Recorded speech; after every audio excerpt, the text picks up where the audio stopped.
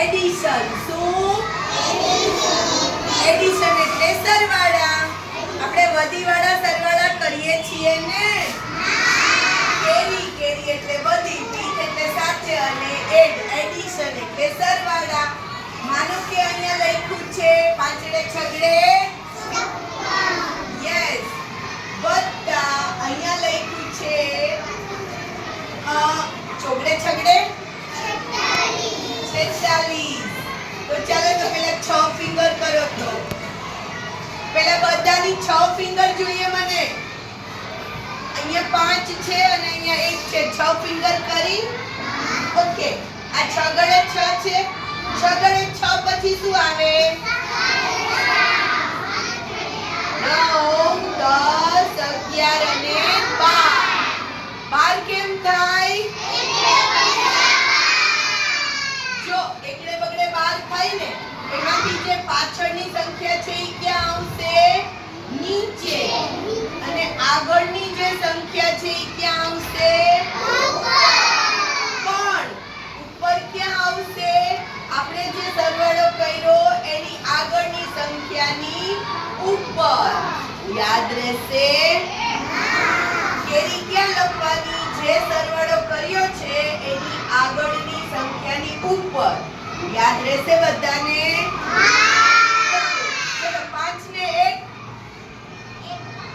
5 હોય એમાં 1 નાખો એટલે કેટલા થયા? 6 થયા.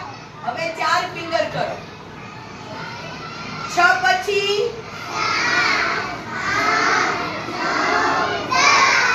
10 કેમ લખાય? એકડે પિંડે. જો હવે તમે મોટા થઈ ગયા તો મોટી સંખ્યા. અત્યાર સુધી તમે 100 સુધી શીખ્યા ને? જ્યારે 1 2 અને 3 સંખ્યા છે. કેટલી છે? 3. તો પહેલી એક છે ને એને અલગ બોલવાની. કેટલા છે? આ કેટલા લખ્યા છે નીચે? 1 એટલે 100. પછી કેટલા લખ્યા છે? 2 એટલે 102. કેટલા બોલાયા ને? 102. શું બોલાય છે? 102. કેમ લખો છો? સાંભળો. પહેલા અહીંયા ધ્યાન. ચલો એ હવે મને કોણ કહેશે આને શું કહેવાય? બોલો ભાઈ.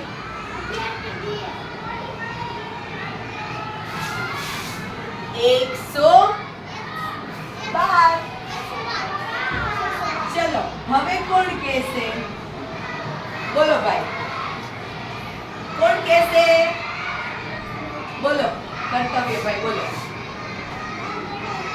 250.